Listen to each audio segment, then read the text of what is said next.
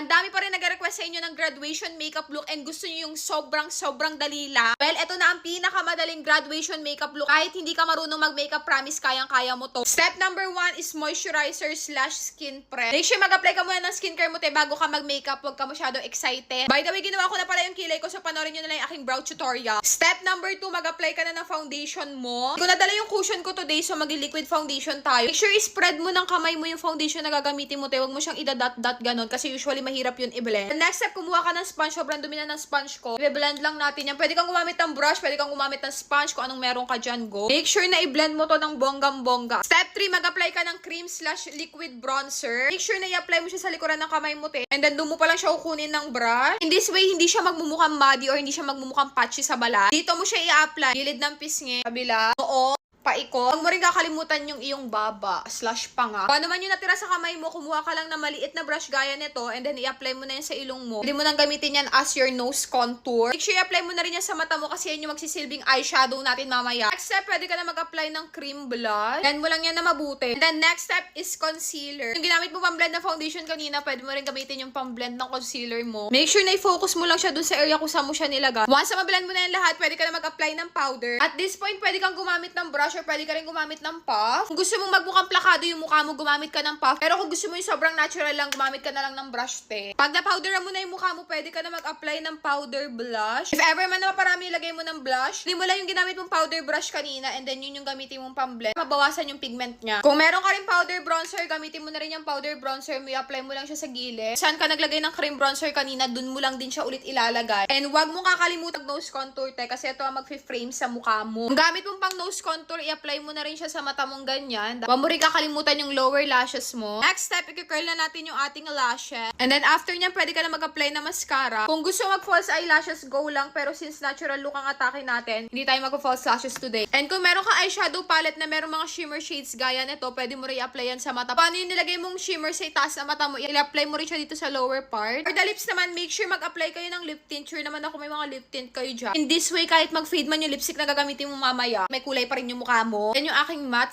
/ velvety lipstick. So, kung ano yung ginamit kong pang-blend na daliri, ina-apply ko rin siya sa pisngi ko para feeling ko isang kulay lang lahat. And just like that, ready ka ng graduate. Ay, magsi-setting spray ka pa pala. Apply lang muna ako ng setting spray. Diba, sobrang natural, sobrang ganda, ready graduate. Kahit pansit canton lang yun ay ambag mo sa research ninyo. Sobrang ganda. Nag-teacher ako nung graduate ako noon. Pero anyways, let me know what other makeup look should I do next.